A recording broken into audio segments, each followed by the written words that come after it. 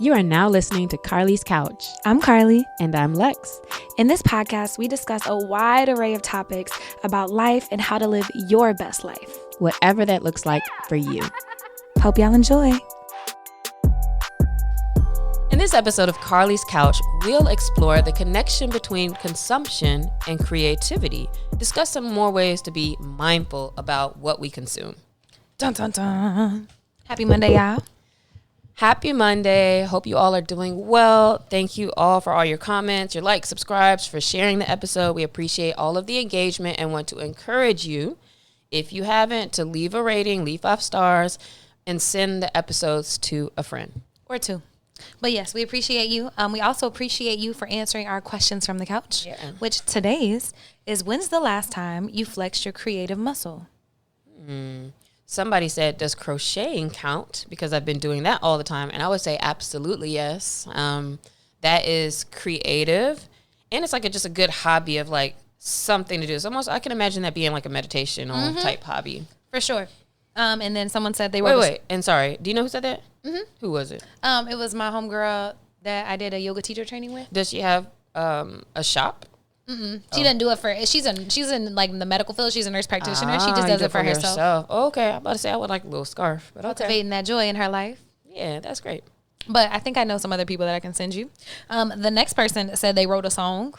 So that's cool. That's hard, actually. I often want to do everything else. So like, I'm like, man, I want to write music. I want to do this. I want to do that.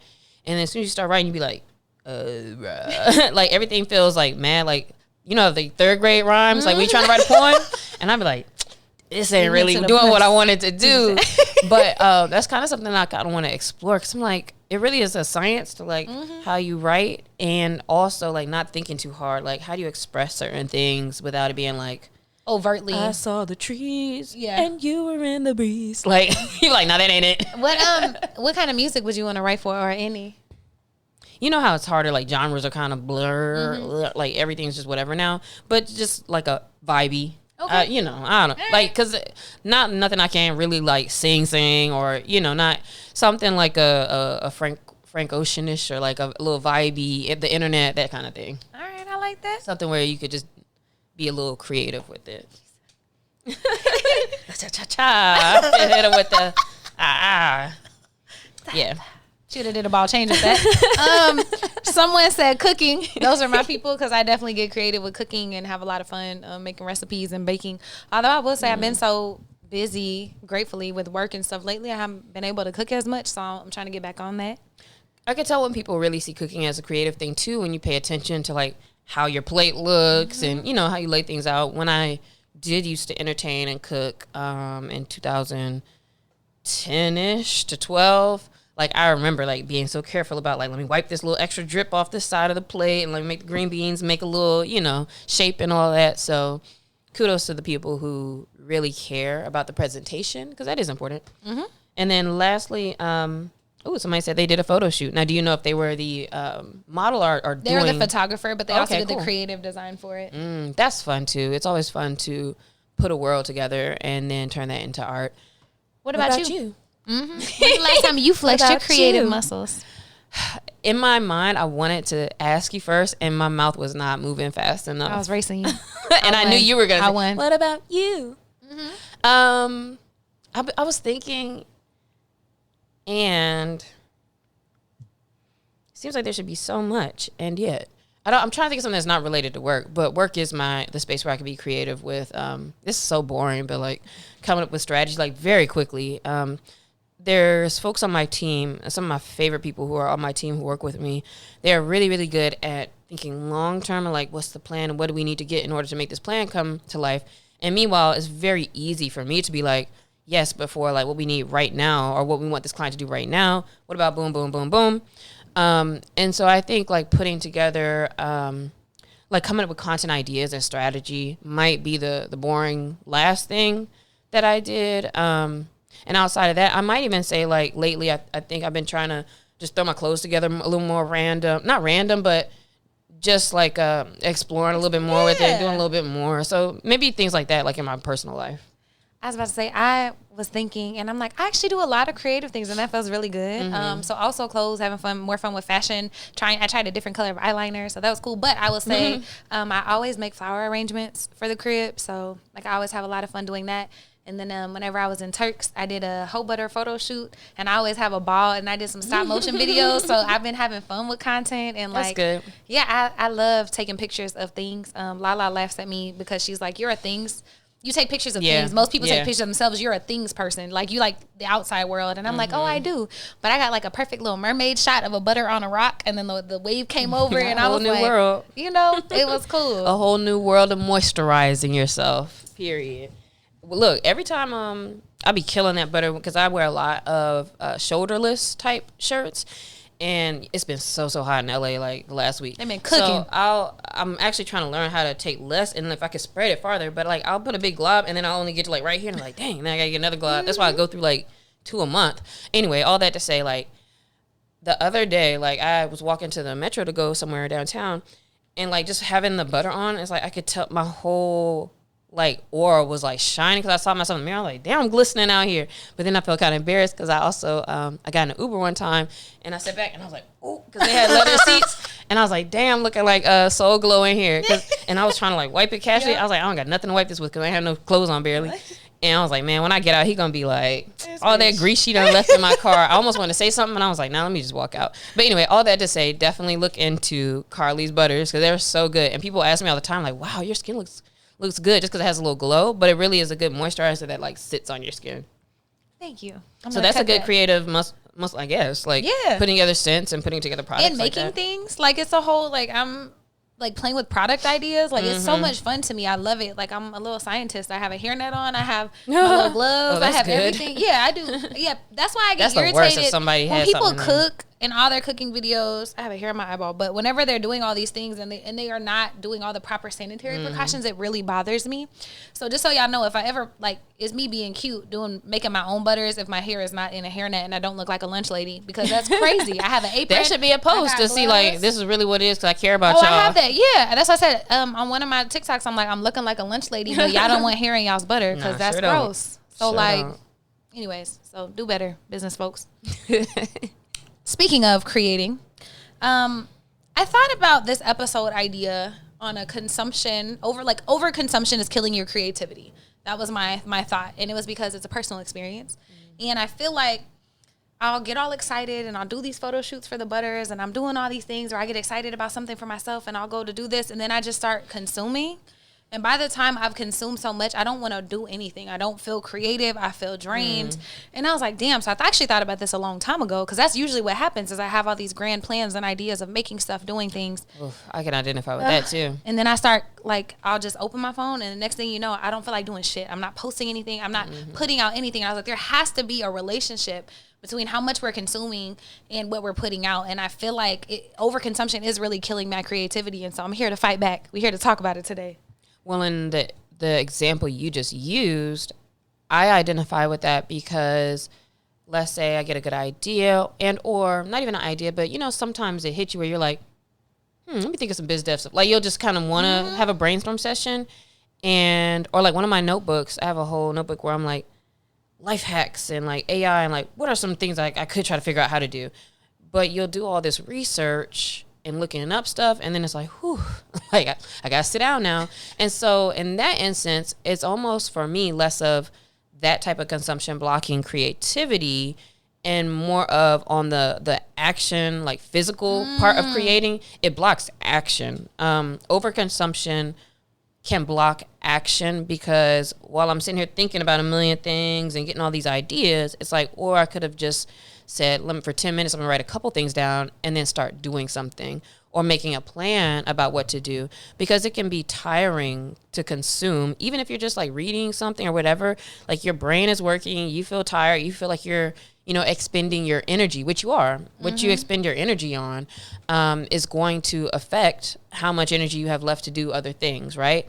And so the more we consume, the less we are actually doing something. Yep. And I That's perfect, because creativity, people also think like painting or something artistic or writing. But in essence, it's any pursuit in which you're actively making something happen. And so in my head, by participating, so creating a thing, producing an experience, as opposed to taking something in. And so thinking about it as energy inflow versus energy outflow. And when you have so much inflow, you can't outflow, because it's like you're inundated. And so then my next question is like, okay, so why do we do that? Why do we consume so much? In that example, we may be over consuming because of a fear of failure or wanting to avoid failure. And so we feel like we have to learn, research. So that could be one thing. Another could be that it is a way to procrastinate. It feels like I'm doing something when I plan out a course and do all these things. And then when you don't never do nothing with it, it's like, okay, that happened. Or didn't. Yeah. So it's also sometimes you're spending so much time doing a thing or trying to get ready or get yourself in a space, and really you're procrastinating instead of hopping into it. So not letting perfect be the enemy of the good in that case. What other reasons? So I like those two, and I'll say like the why maybe behind that is like, so I like that you said the false sense of accomplishment. So sometimes like the action faking, like, oh, I'm gonna do this research thing and I'm gonna do this, and you research and you feel real good about it, and you tell people, hey, I'm gonna do this course on this thing, and then you don't actually do anything. I done told people I'm gonna do so much stuff. Research I was really gonna do on hip hop stuff, all kind of, because you have a lot of interests. Like we know y'all have a lot of interests. We have so many interests. So many. And it'd be like just a whole lot of empty, half done, third done stuff, and it happens. And it happens. And some things aren't meant to be more than that. And some things like in the moment, but then you lose it and you're not interested anymore. But also I think like we consume so much because dopamine, like we're in a space where like it spikes our dopamine. Like we get constant feed. We're in this thing where we wake up and we want to be on our phone, or we want to watch the news, or we want to do anything. And I think society's only like built for consumption. We're in a consumption society. But also then we get that false sense of accomplishment whenever we're consuming so much. I would argue also a false sense of connection. Like whenever and maybe real connection. So I'm not going to say that, but like people want to be on socials because they feel like they're like, oh, we're going to watch this TV show with all of Twitter. Or we going to do this together. Or look at her story. She's in vacation. Yeah, it's community. Like thinking that you're going to do that. I think those are all huge reasons. And then are you assessing that those are not good things to consume for those reasons? Good question. I would say for action faking, it's probably not a good thing. Like just to do stuff to give yourself a fake sense of accomplishment, a fake sense of connection. If it's not, man, nothing beats that real sense of like you actually did some stuff. Yeah, that's what I'm like. So I don't think that those are good. But I also want to say I don't think all consumption is bad. I think that we consume because we want to learn. Like we voraciously consume a lot of things because we want to read, we want to grow, we want to learn things, we want to figure out better ways to do things, we want to grow our business. And so I think a lot of people consume for that, to see new ideas. You can get inspired by flipping open magazines, if you're into fashion, like you get inspired a lot of times by things you see too. So not all consumption is bad. Right. It's that over part where it's like, how much of your day or time or energy are you putting into consumption versus creativity? Because like you said, consumption is not, that's a part of life. Consumption can be reading a book. Consumption can be watching Netflix. Consumption can be social media. So all of these things are consuming information. And when you're doing a lot of that to the point where it affects you in some ways that we could get into, now is where you might need to assess. Yeah, and that's the point. So it's like it can be great, but too much, like moderation, right? Moderation, especially if you notice you're not taking a lot of actions, that could be a great sign, like that you're over consuming. Or you're like me, you move forward with an intention to do a thing, and then you start consuming and you don't do the thing. Yeah. Ding, ding, ding. That's a sign. What is a sign for you if you have a different one where like you might be over doing too much? Yeah. I know that I'm over consuming. So I'll use a TV example. I'm over consuming on watching TV or watching shows. And I know that while watching it, or while any consumption, I guess, you realize like, you're actually not really enjoying it like that.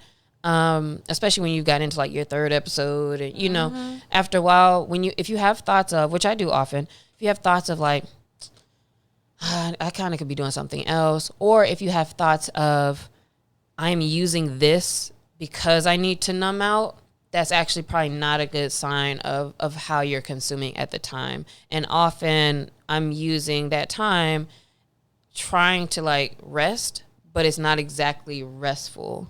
And I like that you said restful, because think about how your energy feels after you're doing a thing. And so I think there's also a balance of like exploring to feel connected with the world, to learn and to notice what's going on, because it's important to be present with those things. But also, if that's all you're doing, if you're doom scrolling, if you're just stuck on watching news stories and things for hours, that's probably also a sign you should probably disconnect. And also to what you're saying there, like really pay attention. Again, we talked about this in the last episode as well, but like pay attention to your energy as you're spending time and giving attention to things, because you are probably over consuming if you are spending a lot of time with something, and if it's not bringing you joy, or if it's not like kind of bringing you up as far as your energy, etc., then those are actually activities you probably should be doing less of, if at all, in your life. And so it's like, well, what could you be doing in those spaces? And now think about those things that do kind of add to your energy. What does that look like? It really looks like accomplishing things, completing things, maybe being outside, like things that are not typically like consuming. And so just for your own good of your own energy, consumption can be kind of draining, especially if it's not around like research or, even that at all. And I think some people would argue like, oh, I learned so much, I'm growing, and that's how I see things and I get new ideas. But also like, it's draining. And so too much inflow can block outflow. So it can also kind of disconnect you from yourself. Because if you have a slight idea, but then you start researching before you've even kind of thought through your idea, how do you know what's yours? And now what it's you just consume? somebody else's thing. Now it's just somebody else's thing. And so like, even when we start episodes, we try to write out our own ideas and questions and things before then researching, because it's important to make sure you're coming from self, asking what questions would Carlie ask about this thing? How can I learn more, as opposed to just always starting from that? But also I thought this was interesting when I was researching how consumption affects creativity or output, like input affects output. It said that we get decision fatigue, because everything we do online is a decision. Every time you open up your phone, every time you scroll, every time you decide to read a tweet, you like a tweet, you're doing these things. And then it becomes so strenuous for our brains to constantly be deciding things all day. So no wonder we're making poor choices in other areas of lives, because we're burning out our brains on stuff that doesn't even really matter sometimes.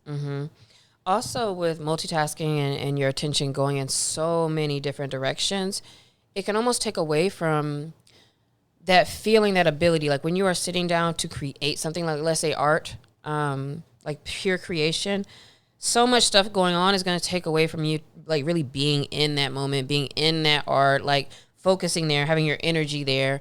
And so the less you consume, it's almost like the more brain power and the more intention you can have towards whatever your activity is, which is why sometimes like even with exercising, or if I'm working, or if I'm doing other things, like I don't like to listen to music and read, or like I don't like to have the TV on while I'm working. And I know a lot of people do that. And for a long time, I was real judgy about a couple of people that I know who, like, if I was trying to do a work day with them, and then it's like, well, why is ESPN on right now? Like, and they would tell me like, this is how I work. And I hear you, and I'd be like, but have you ever tried to like just look at what you're looking at and work? And to me, that's just so distracting. And like, maybe because I'd been through that, where I'm like, I realize like stuff actually takes longer, because now you're like stopping and looking at things and all that. And so take out all the multitasking, which can come from the consumption of media. And even thinking about how that affects everything else in our lives, like not only our output, but relationships, your work. What quality are you bringing whenever you're never fully present in anything that you're doing? I want to say another thing about consumption. I think you did kind of touch on it, but one thing to be careful about with overconsumption is, you did with looking at TikTok. You need to be very careful about your thoughts and being able to discover like, what do you think? What do you actually want to do? What do you like? What do you want to see come out of a thing or whatever? And when we consume, when we watch TV, when we listen to music, when we then it's like a lot of times we reflect those things in our own art. And like now, one of the things that I complain about often too is like everything kind of sounds the same. Everybody looks the same. Like everybody's face looks the same. Everybody's content looks the same. And like everybody's making the same videos, the same everything. And it's like, wow, maybe if we weren't consuming so much, there would be some variety, some actual creativity, like what you would do, how you would dress, what would you do in a video? Instead of it's like, oh, somebody's talking about how cutesy and demure this is, and now everybody's making the same video. Right. Like, it gets kind of uninteresting to me.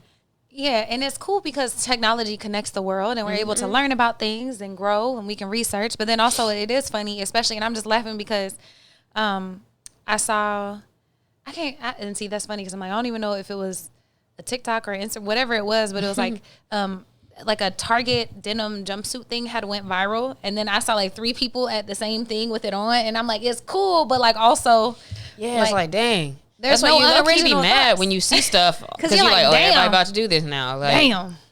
Yeah. And so what's funny is like with holistic, I'm very intentional. I'm not researching other butter companies. Like I know people do that. Like I went and looked at, because it's like free marketing, right? The people, like the big companies who pay and see their websites, and I look at how things are laid out, but I'm not modeling my shoots after them. Like that doesn't inspire me. I don't feel good about it. I want this to feel like me, like whenever you have the thing. And so I'm very intentional about not trying to mimic anybody else's brand, even though there's a million butter brands. That's cool. They're not me, and that's fine. But like thinking about in those spaces, like what are some ways, and in the world and in life, like what are some ways that we can actually disconnect from overconsumption and kind of maybe get back in touch with ourselves and increase our output? You're asking me how to do that? Like what are some ways to be more intentional about our own consumption?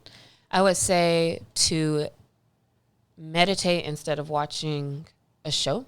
So in times when you are sitting down and just watching a thing, or like sitting down and just consuming, try instead to be like, okay, well, if I can sit down and watch TV for 2 hours, can you sit down and be still for 20, 30 minutes? Because you at least don't have the excuse of like, oh, I got things to do, because you was about to sit down and watch TV. Like, don't trip. Like, if I was about to sit down and watch 3 episodes of this show, like, I don't have no excuse to just go sit down with myself. And when we sit down with ourselves, we more often like think of the ideas that are coming to you, the thoughts that are coming to you, having more time kind of reflecting on what's going on in your own body and mind, I think is a great way to start kind of disconnected from needing consumption, because now you're seeing what's going on here that you're probably actually not addressing. Like, it's almost like sometimes sitting down to just consume stuff is putting our own things in the back burner and not giving them a place to like kind of connect themselves and come to fruition. So I would say that, like, go meditate.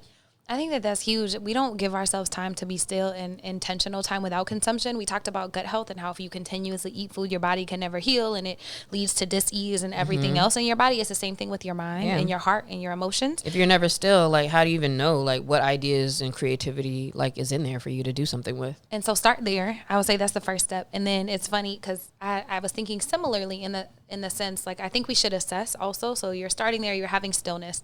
After that, then start to assess, like, what are some areas in your life you're over consuming or maybe not producing enough. I think that those correlate. And then pick, like, replacement activities. So think about, like, where you might be watching a show for 3 hours. Maybe the first 30 minutes you're going for a walk, you're exercising, you're sitting in nature. How about saying this? Go to the gym. You're doing something that you love. Like maybe you're actually cooking the meal instead of Uber Eating or whatever for that Uber Eating for that time. Or maybe you're Uber Eats off of my phone. Hey. I cut the whole Uber because I was like, dang, before I left Uber on there, because I'm like, well, I need to get around. Now they have Eats on there. Well, it's always been on there, right? But I was like, well, let me just take it off immediately. And then like all I do is use Lyft now. But one thing to what you just said, though, that's interesting is that oftentimes we are using this overconsumption, like we said, to procrastinate from those other things that we need to do. You know, you need to go for a little walk. You know, you need to hit the little gym. You know, you need some fresh air, right? And it's so weird because it's like, well, why do we not do those things? Because those are also things that sometimes they don't feel awesome until after you've done it. But it's so much better for you. So I would say practice. What's the words? Like practice just like doing the thing. Like not giving yourself too much time to like think too much. Yeah, like try to have a more immediate action. In times when you're consuming, I feel like those are times when we're kind of stationary and we're just somewhere. So it's like, all right, let me do something. Switch the energy flow. Yeah, switch that energy flow. And then like come back to that. Maybe another thing that could be helpful too is just giving yourself some times to do stuff. For me, it has never helped to, like, let's say with curbing social media use, it doesn't help to say what I can't do or make rules about what I can't do, but it does help me when I say, all right, on a Post-it note on my computer today, these are the times that I'm going to check social at 12, at 2, at 5, and then maybe after a certain time, it don't matter. And if you try to stick to that, it's like, oh, you have a time that you look forward to. And other times, if you do hop on, you be like, let me put it down. And it also helps you be aware of how much time you're spending as well, especially on those things that seem to be automatic and they just become second nature. So maybe give yourself times of like, okay, every day I watch one episode of the show I'm watching. And now with that other time, it's like, dang, I kind of got to do something else. So what are you going to do? Because everybody complains about not having enough time. Everybody complains about having all these things to do and not enough time. And I always say I have so much time to do whatever I want to do. And lately I do. Like I read, I watch TV, I get my work done. Spend time with friends, doing work podcast out. shit. I'm going I'm doing gym, I'm doing this. Like I do everything. And it's a matter of